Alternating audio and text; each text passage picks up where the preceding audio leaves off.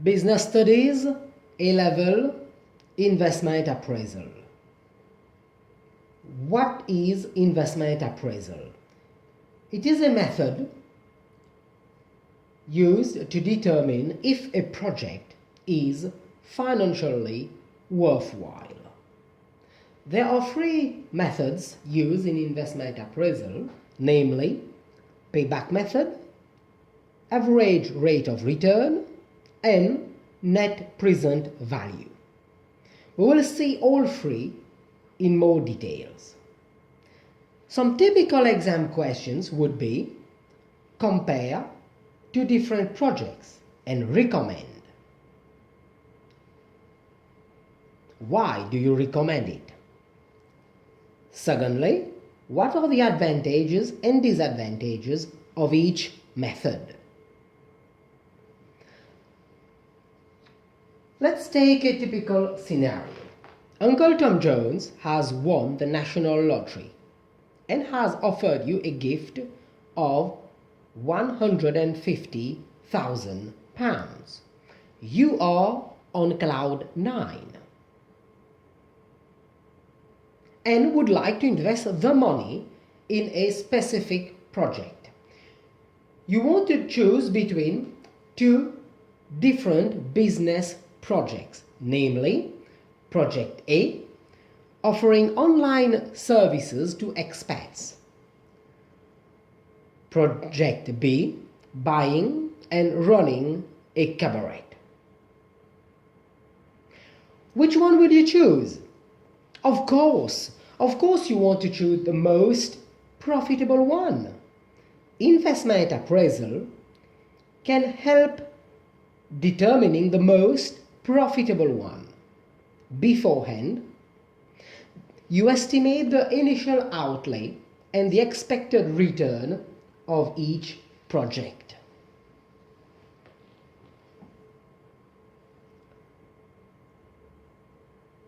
Estimation of the initial outlay and the expected return.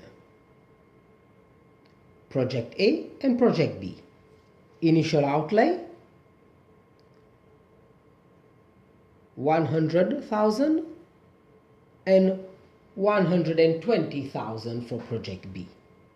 The expected net profit before depreciation would be the following.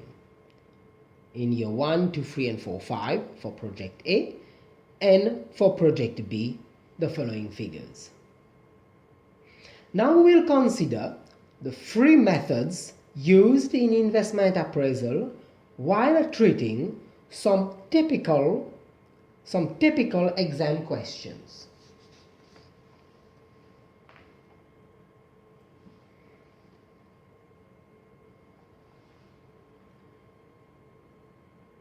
Payback method. It calculates the time it takes to pay back the initial outlay. Project A. The expected net profit before depreciation in year 1 and 2 would be 25 and 75. It makes a total of 100. The initial outlay is also 100. Therefore, it will take 2 years to cover the initial outlay. Project B. 30 and 60 would be the expected return in the first 3 years. It will take 3 years to cover the initial outlay because the initial outlay is 120. Project A will be chosen. Why? Because it has the quickest repayment period.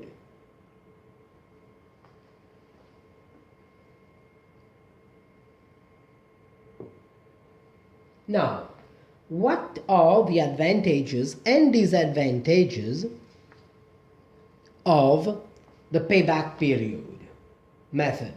The first one is it's simple. It's easy to use. The second one, it can be used by firms which have cash flow problems because the method demonstrates which project will have a shorter repayment period.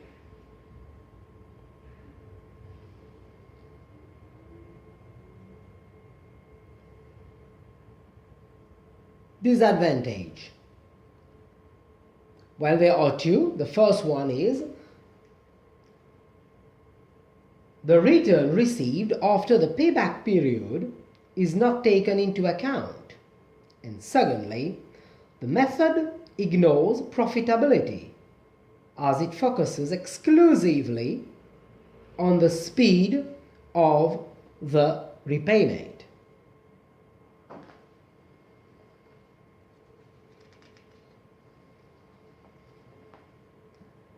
Accounting or average rate of return, ARR. It calculates the average annual return as a percentage of the initial outlay.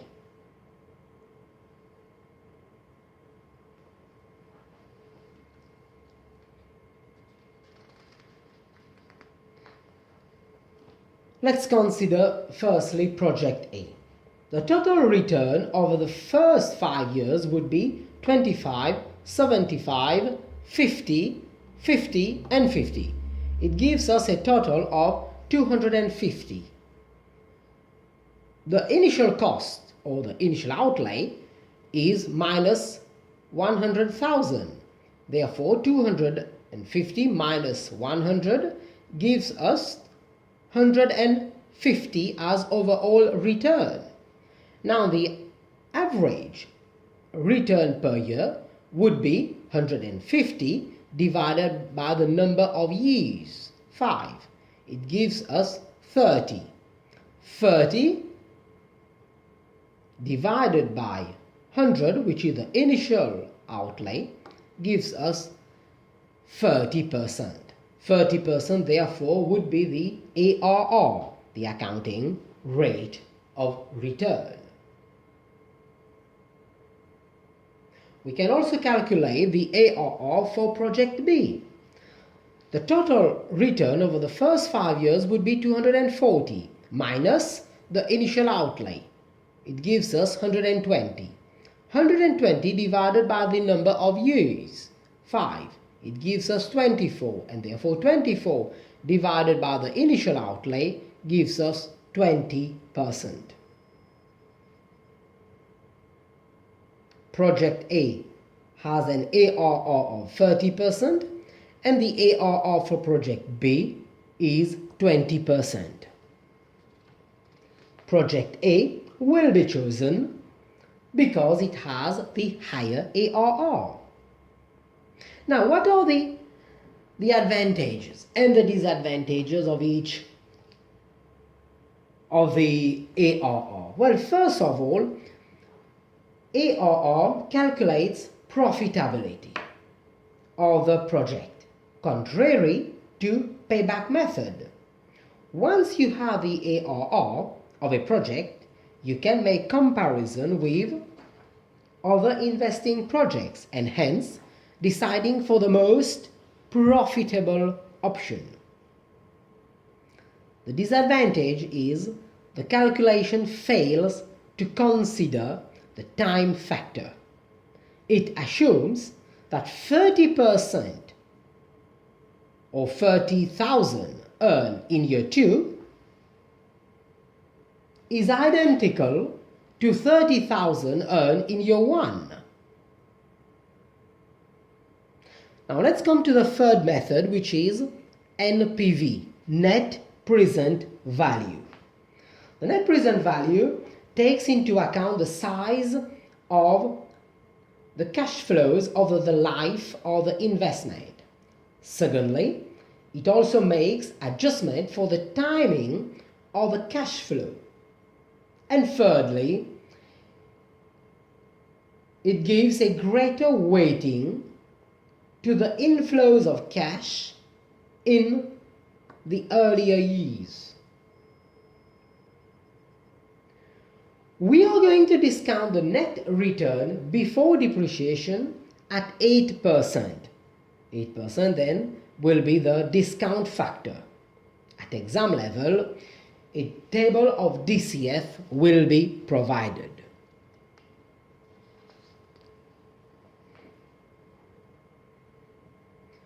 We'll apply the NPV to project 1 or project A.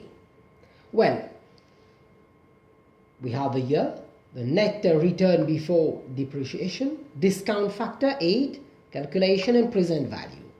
For instance, the initial outlay in year 0 would be minus 100.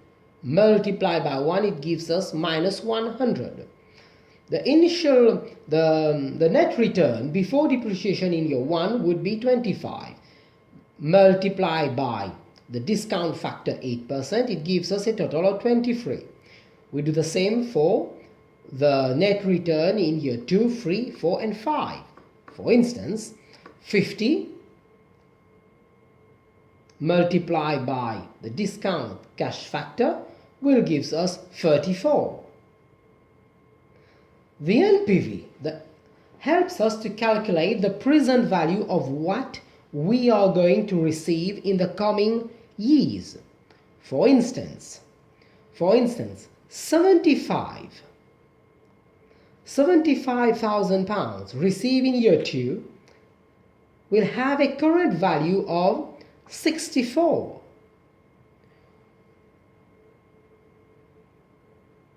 Or 50 received in year 5 will have a current value of 34.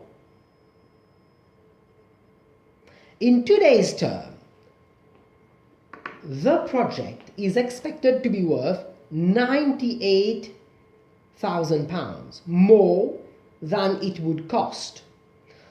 The rule is simple. The NPV is positive. If NPV is positive, the project is accepted. If NPV is negative, the project is rejected. Now we'll do the same calculation with project 2.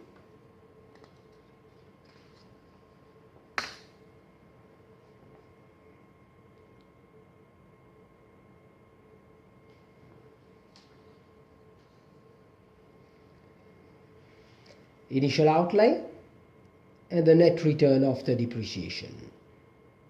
30 earned in year 1 would have a value of 28. 50 earned in year 5 would have a value of 34. It gives us a total of 67.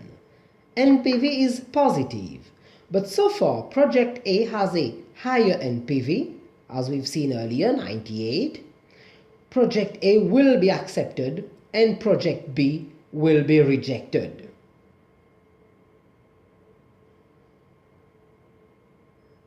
As a rule, if ROI, rate of interest, is high, the discount rate will be set higher, and a firm would prefer the money now rather than later. Secondly, if inflation is expected to increase, a firm would prefer the money now rather than later. And thirdly, if the level of risk is high, a firm would also prefer the money now rather than later. What are the advantages and disadvantages of NPV?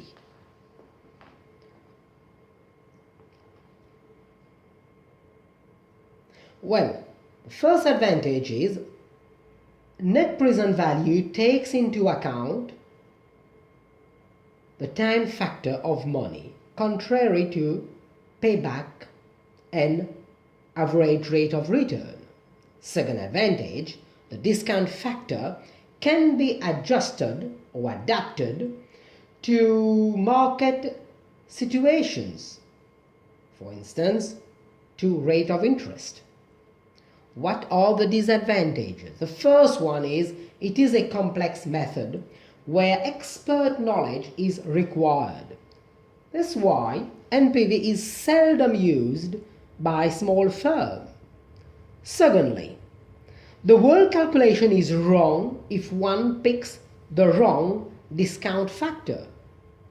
Thirdly, NPV depends on the reliability and accuracy of data forecast. This is also the case with ARR and payback method. Fourthly, expert knowledge is required, and the result and also the analysis of the result will depend on the skill of the user.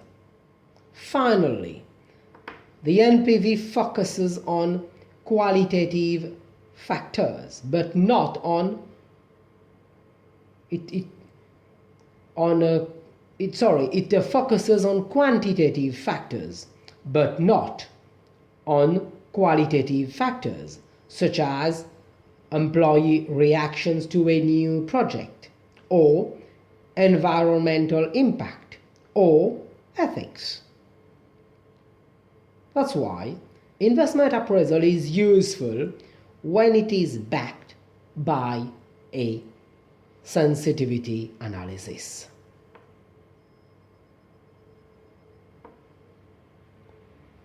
All the best.